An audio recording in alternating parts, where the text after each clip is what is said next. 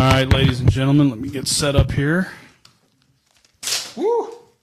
Dropping stuff today. All right, I hope you can hear me. All right, so that was interesting. I jumped on Letitia's show here. I just messed something up. See, I hate it when I do that. Anyways, I just jumped on her other show there and talked to and I forget what, like a numerologist or whatever, gave her my birthday. It's crazy how that stuff can reveal things, or not reveal things, but demonstrate things that are in your life. That's pretty crazy. So I found that pretty interesting. I don't think I've ever done that before. So that's new. If you are paying attention and you don't recognize my voice, this is Conservative Conversations with Chris Howard. And as I like to say, you're in luck because I'm Chris Howard. So far, everything's going according to plan. Listen, I've been so busy lately. Lots going on with the county. There's just a couple of elections coming up. And so that's going to be crazy busy. And there's so much going on. And so kind of upcoming, I'm going to do a whole show coming up here as we get closer to November the 8th. We'll do a whole thing on the ballot initiatives and the judges, and I'll kind of give you my read on those issues. I'll let you make your own. I'll tell you how I'm going to vote on them, but you make your own decision. I'm not going to tell you what to do. But I'm going to give you my opinion on those ballot initiatives and why they're either good or bad, and some are good and some are bad. In my humble opinion, or mostly humble opinion, I don't know, I think I'm right. So anyhow, I apologize. I haven't been on at all this week until today. We had to cancel Monday. I had a guest and we had to cancel that. And so we will come back to it, I promise. Upcoming also, we will have, we will talk about the Shockley case, the police case in St. Louis City. My good friend, the Reverend Duval, will be here with me, and we will politely agree to disagree on some things. But we will talk about, kind of the reality of listen, the police are not all bad, and they're not all good. They're people. They're human beings. With the same frailties and stupidity and that all the rest of us have, and we have to remember that as we go on.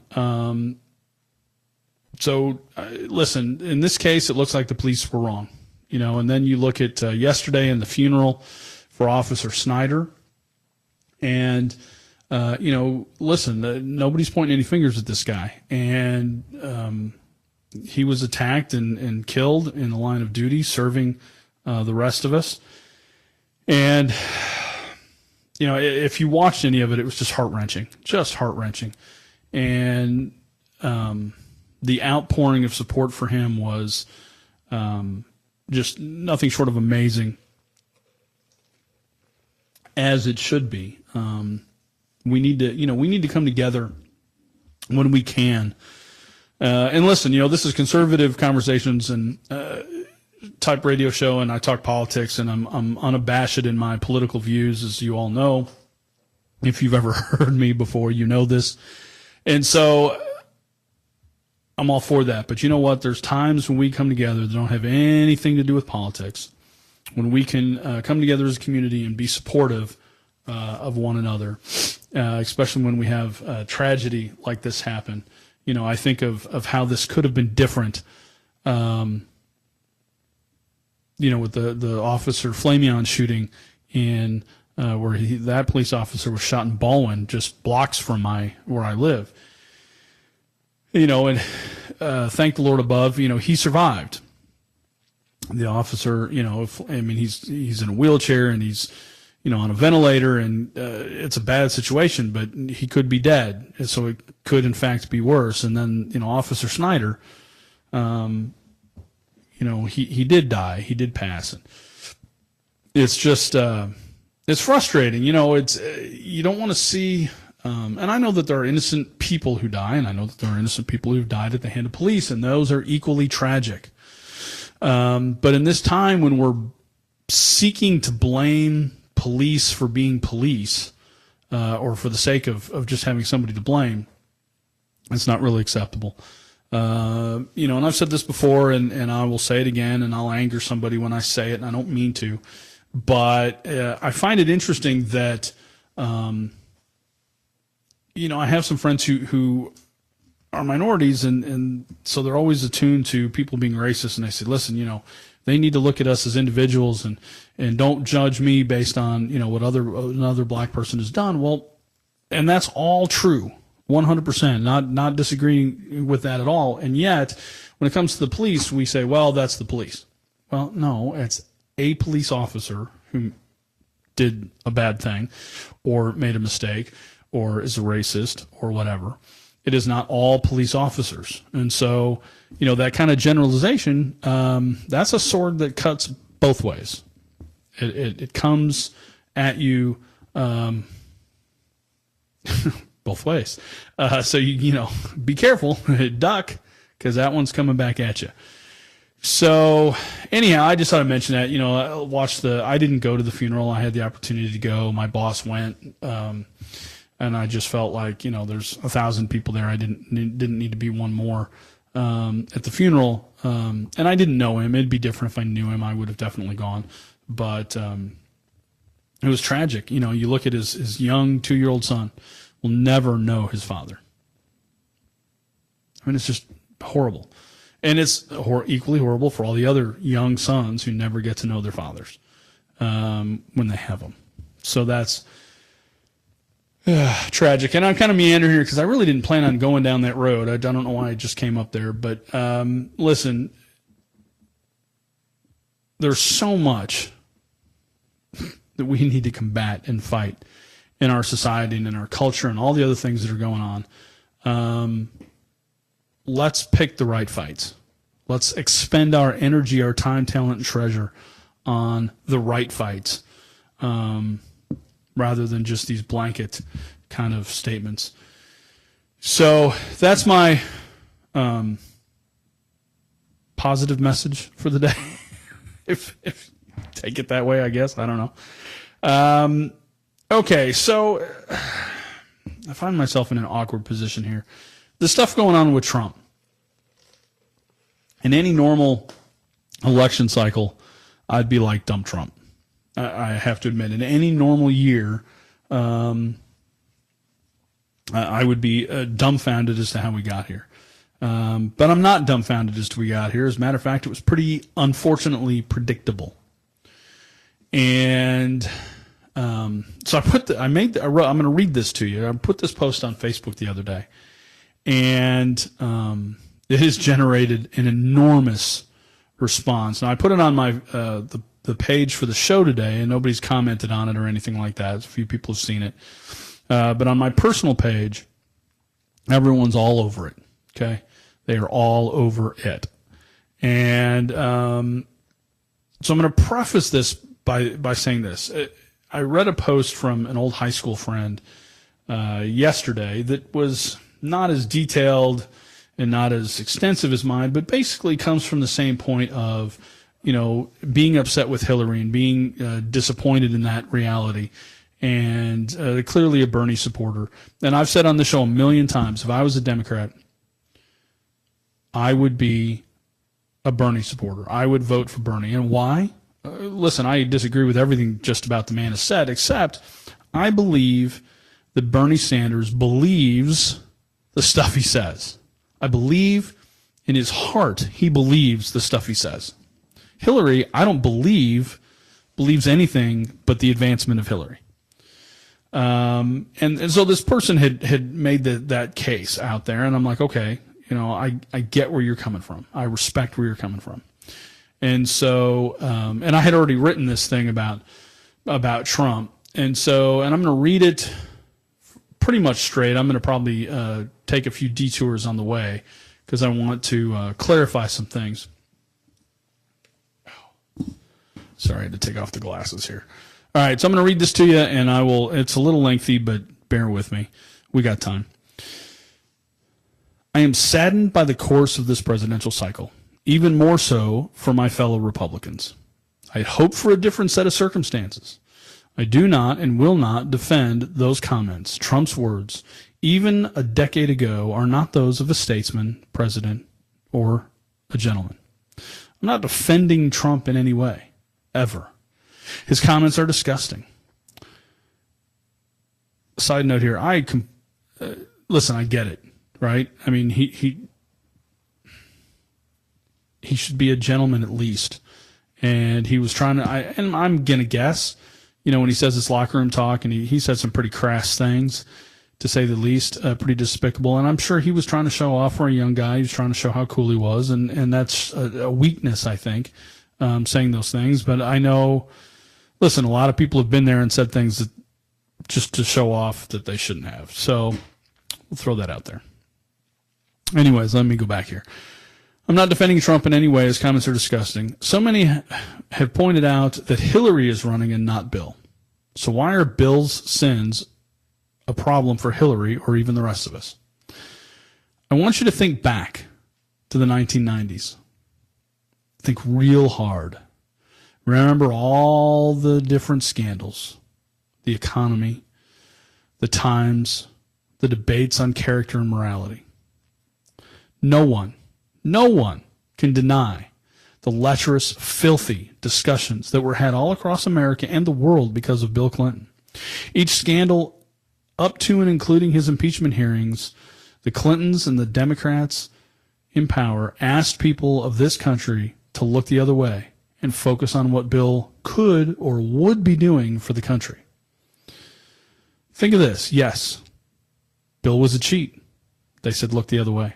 Yes, Bill was a lech. They said, look the other way. Yes, Bill was flouting campaign finance laws. Look the other way. Yes, Bill and Hillary stole and defaced the people's house. Look the other way. Hillary lied. Look the other way. Hillary drops the F-bomb like a bad sailor. Look the other way. Hillary thwarts the FBI and gets away with it. Look the other way. You get the idea here. Sadly, the American people did just that.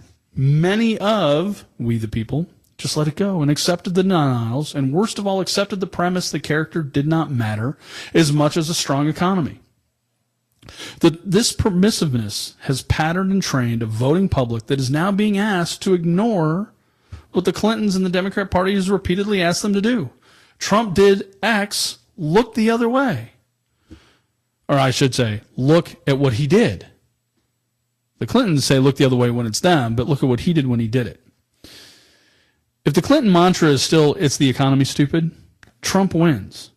If the American people are less concerned with the appearance of piety and morality and more concerned with better personal finances, Trump wins.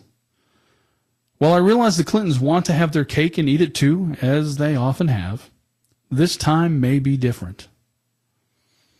Now, I want to back up here. There's more to this, but I want to back up on this. So, the Democrats never let the truth get in the way of their narrative. They don't care how bad their candidate is, what they've done, whatever. When I say Democrats, I'm talking about Democrat leadership. There are plenty of Democrats that I know personally that don't feel this way and are disgusted by the Clintons. That's why Hillary has the unfavorables that she has. But I'm telling you, the Democrat leadership wants you to look the other way. Because at the end of the day, the only game for them is winning. They will win at any and all costs. And the Republicans and the conservative movement, because of what we believe, play by the Marquis of Queensberry rules. Okay? We have been unwilling to win no matter what. And normally I'm fine with that. But I'm tired of losing. And I'm tired of losing because we're playing a game with one hand tied behind our back. The Republican conservative strategy seems to be somewhat familiar to the strategy of the Vietnam War. That we'll just win through attrition, but we didn't. We lost through attrition. And I got to tell you, me personally, I'm at a point where I'm like, you know what? Damn the torpedoes and full speed ahead. It's time we just win. And once we're in power, we can sort out the rest of it. But it's time that the Republican Party wraps its head around the idea that winning is the thing. You can't govern unless you win. You can't fix it unless you win. You got to win. And we're competing against an opponent who the truth does not matter. Because if the truth mattered, Hillary wouldn't be the nominee. And if the Clintons in the 90s hadn't taught and trained the American public that the truth doesn't matter or is irrelevant to the bigger picture, Donald Trump wouldn't be our nominee. But Donald Trump is our nominee, the Republican nominee. And so is Hillary. So we're now fighting fire with fire. And why some Republicans aren't willing to do that, I don't understand. But it's time that we accept the fact that if we're going to win, we're going to have to get our hands dirty. We're going to have to get some dirt under the proverbial fingernails, and we're going to have to do battle. And Trump is the guy to do that battle. So I'll finish reading this, but I just want to make that editorial comment. I'll come back to it. So there's a little historical note I put in here. Bill Clinton is not even the crassest man to be president. President Johnson, another Democrat, holds that very particular distinction. President Johnson had a thing about his Johnson. That is, after all, the reason it's called that. Johnson had a habit of whipping it out, showing it off. He even urinated on a Secret Service agent, took a whiz with the door open during a cabinet meeting, met diplomats poolside, skinny dipping. He would try to pick up women in the presence of his wife. I mean, JFK and Bill didn't do that. During an interview, the president was frustrated by the questioning about Vietnam, and when he was asked for the third time why we are there, he whipped it out and said, "This is why." Bill and Trump pale in comparison. As I have said before, the Democrats have a history of looking the other way when the truth does not fit their narrative. Now the American people have a choice. I expect they will do what the Clintons have taught them to do and look the other way and vote their pocketbooks. And I think they very well may vote Trump. As I said before, damn the torpedoes and full speed ahead, Republicans. It's time to worry about winning, and then you can worry about governing. But unless you win, you got nothing. Bill Clinton, scandalous. And here's the crazy part. If Bill Clinton was on the ballot today instead of Hillary, Bill Clinton wins by an enormous margin. He crushes Trump. Because despite his faults and his failures and his debauchery, he's a likable guy who proved to be somewhat effective. And at the end of the day, those are the two things that matter to the American public when voting for a candidate. These comments of Trump's haven't dissuaded any Trump person. Hillary's lying to the FBI has not dissuaded one person. It reminds me of an interview that was done back in the 60s in Chicago with the Mayor Daley, the first one. His Honor, the Mayor. Da Mayor, I should say. As they said that back then. And so the reporter asked this guy, listen, are you aware that Mayor Daley's been accused of this, that, and the other thing? And he's like, yeah, I'm aware. Well, you're aware that he's, been accused of this and then that. And he lives this whole laundry list. The guy says, yep. And then the reporter says, well, who are you supporting for mayor? And he says, well, Richard Daley. And he says, but you acknowledge that he did all these things. And the citizen said, well, he's a son of a bitch, but he's my son of a bitch. That's a direct quote. Normally I don't cuss on the air, but that's what the guy said. And I think for a large number of Republicans and independents, Trump is their SOB.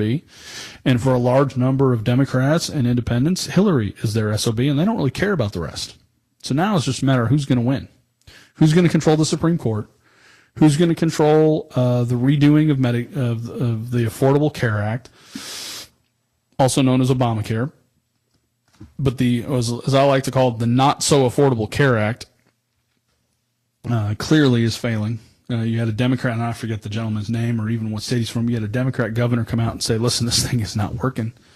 And it's not working. So who's going to be in charge of that? Now, if you think back, if you remember the little thing, think back to the 90s, who was the champion of universal single-payer health care? Hillary Clinton.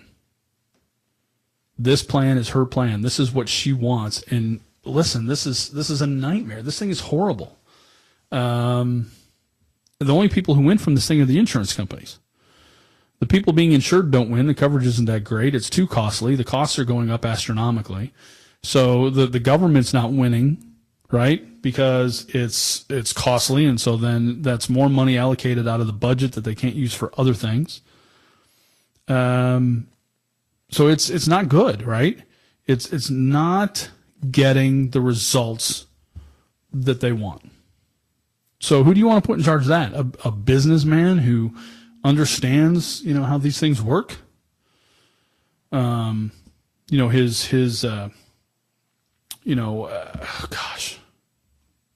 Trump's thing about, the state lines, allowing insurance companies to compete across state lines. That's a huge thing. We know the competition works. It works it's worked every place it's been tried. Unlike socialism, which has failed every place it's been tried. But, we're gonna keep going down that old tired road. So, listen, if you're on the fence about Trump because he's done and said some things that you find despicable, listen, I get it. I'm with you. But you know what? I'm much more interested in winning. And I know that sounds amoral, but, listen, if this was still the primary, I didn't support Trump in the primary. I supported Ted Cruz. So I made my choice based on picking a candidate that reflected my morality and values as much as I could find one that reflected that. I mean, I wasn't running, so then you got to, make some compromises from there. But Trump is the nominee now. So now it's listen, it is clearly a battle of the lesser of two evils. But you got to ask yourself, who's more likely to bring about the change in the direction of the ship than what we have now? And the answer is not going to be Hillary Clinton. And Democrats will tell you it's not Hillary Clinton, but they're going to support her because they didn't get Bernie.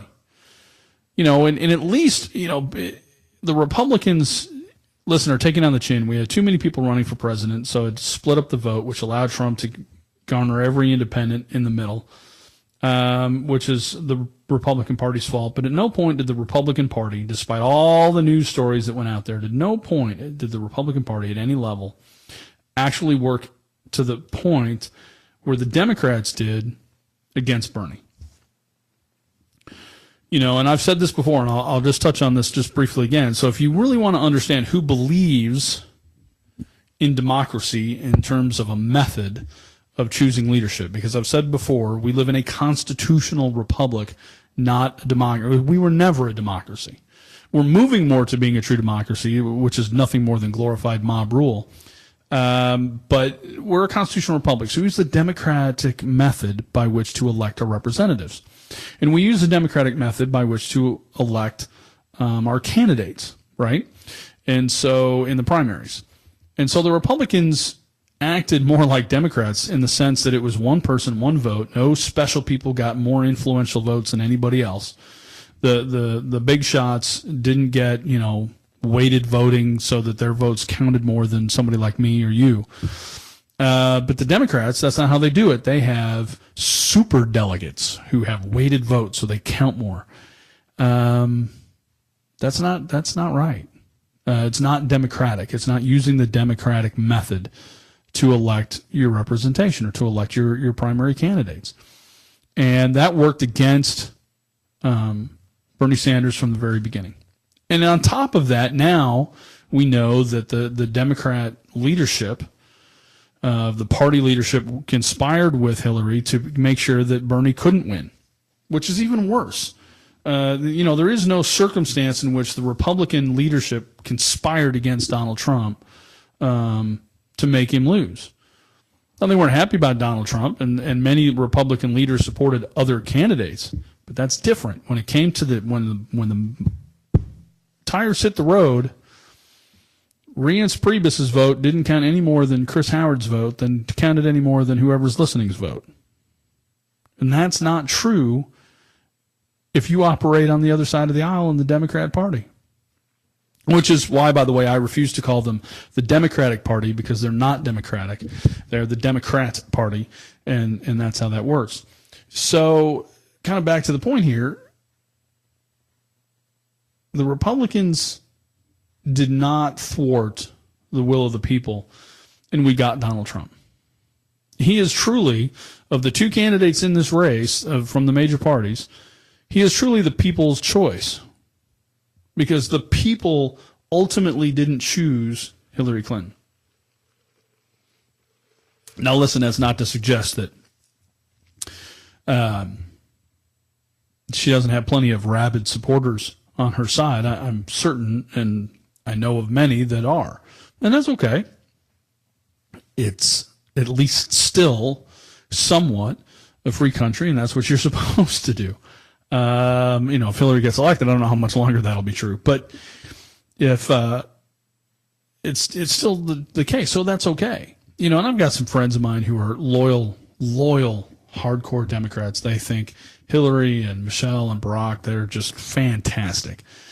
And that's okay. And most of us, not all of us, most of us can have a reasonable conversation about the differences in our political opinions. And that's wonderful, because that is, I think, the cornerstone of a mature citizen who understands that they operate in a system that requires advanced citizenship compared to other countries. Because our citizenship is to be informed. Now, listen, I think they're wrong. All right? I think they're wrong. But that's okay, because I'm certain they will tell you that they think I'm wrong. And that's okay, too. But we can have a mature conversation about the debate at hand. And I think that is what works. So, and I've ranted on this for a while, but listen, at the end of the day, if you're on the fence, if you're a conservative, if you consider yourself a conservative, you're on the fence about Trump, get the heck off of it and get with the program, because you got to win. We can have all the other conversations that you want, but we got to win. And whether you like it or not, your choice is Trump or not. It's Trump or lose. Plain and simple. So my advice to you, if you're a conservative Republican, or you're a Republican, or you're just a conservative, you don't even consider yourself a Republican, that's what you got. You don't have to like it. I don't even know that I like it, but it is what it is. And I'm tired of playing by a different set of rules. So I'm prepared to play by the Democrats' rules, and I'm not going to let this stuff get in my way. And we're going to have a Republican president, and we're going to save the course that reverse the course that the Supreme Court has been on, and we're going to fix some of these problems, and that's how it needs to be. Because the media can't be trusted anymore. Good God, talk about a nightmare. You've got one scandal after another where the press is lying.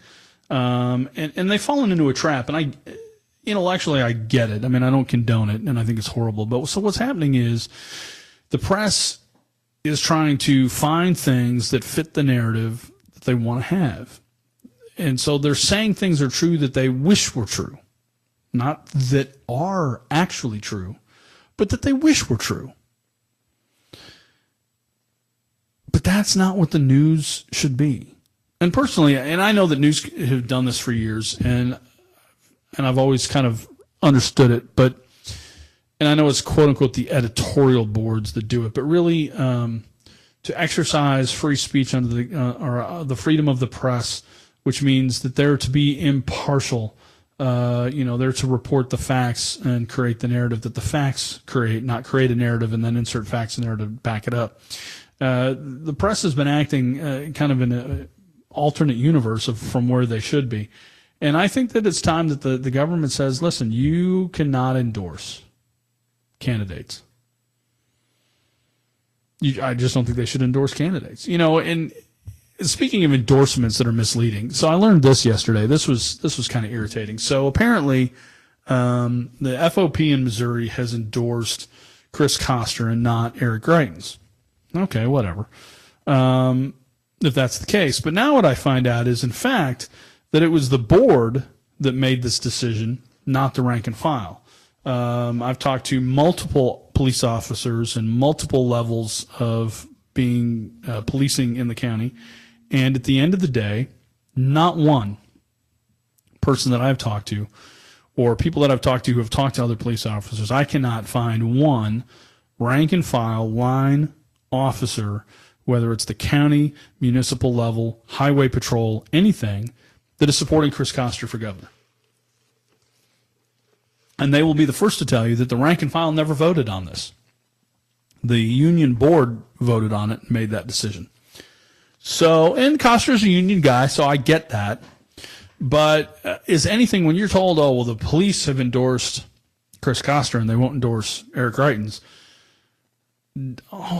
always dig a little deeper, because there's, it's technically true, but it's not really true. Because the line officers, again, if you're a line officer in policing in the state of Missouri and you support Chris Koster, I want to hear from you. I want somebody to find me and I don't want someone, that's up there in the hierarchy or on the board or whatever in the union. I want to find an officer, a man who wears the blue, straps the gun on his hip, and faces the public every single day. And I want to find one of those men or women who supports Chris Koster. So somebody find me that person, because so far I can't find one at all. So don't believe the media anymore. They can't be trusted. And then I'm not singling anyone out. I don't think any of them can be trusted. Everyone talks about Fox News. Listen, they've misreported plenty of things as well. So I think this idea that people operate in a vacuum, I think we've exposed that pretty thoroughly. As far as those Republicans that are out there that have disavowed Trump, so my question is okay, I get it, but what did that get you? And notably here in Missouri, so Ann Wagner came out against Trump, so I'm assuming she's just not voting for president. She'll because I can't imagine her voting for Hillary. I wouldn't go that far. But I'm curious as to how that works, because I think that it's better just to be quietly walk away and not engage than to come out against. So I don't know if you